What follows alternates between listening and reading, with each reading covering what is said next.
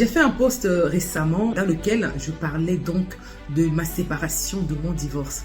Et j'ai eu des réactions mais énormes et tellement divergentes.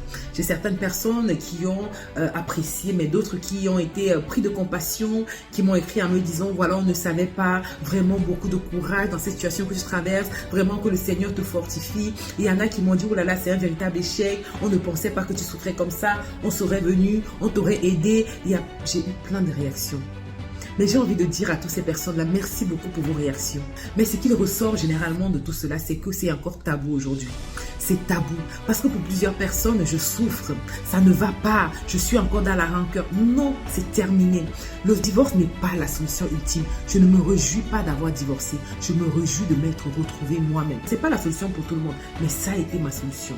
Ça a été celle que j'ai choisie et sans honte. Aujourd'hui, je témoigne sans honte. Ce n'est pas une honte de divorcer. Non, ce n'est pas une honte. C'est un échec, je suis d'accord avec ça.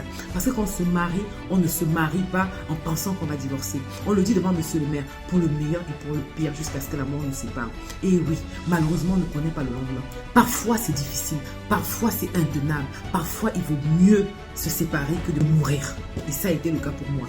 Pas parce qu'on a tenté de me tuer. Non, pas du tout. Pas du tout. Je ne suis pas là pour vous dire que mon ex-conjoint était ceci, cela. Non, je vous parle de moi. J'étais en détresse, j'étais en souffrance, j'ai touché le fond. Et ça a été la solution qu'il fallait pour moi. Et c'est une solution que j'ai mûrie, que j'ai réfléchi et dont j'ai assumé les conséquences. Et j'assume les conséquences qui sont plutôt positives. C'est le quotidien qui compte. Je suis une femme heureuse aujourd'hui. Je le dis. C'est le cas de beaucoup d'autres femmes. Donc s'il faut passer par là pour vous sauver, eh bien faites-le. Je vous le dis encore une fois, j'ai failli en finir avec la vie parce que j'étais en détresse. Parce que moi-même, j'étais en souffrance. Peut-être parce qu'on m'a fait souffrir, peut-être pas, mais j'étais en souffrance. Et ça a été la solution pour moi. Donc vraiment, si vous êtes en détresse, si vous êtes en souffrance, que c'est l'ultime solution, c'est dur, c'est compliqué à assumer. Même personnellement, c'est compliqué. Mais si c'est la solution qui peut vous sauver, n'hésitez pas. La vie, là, c'est la vôtre. C'est pas celle des autres.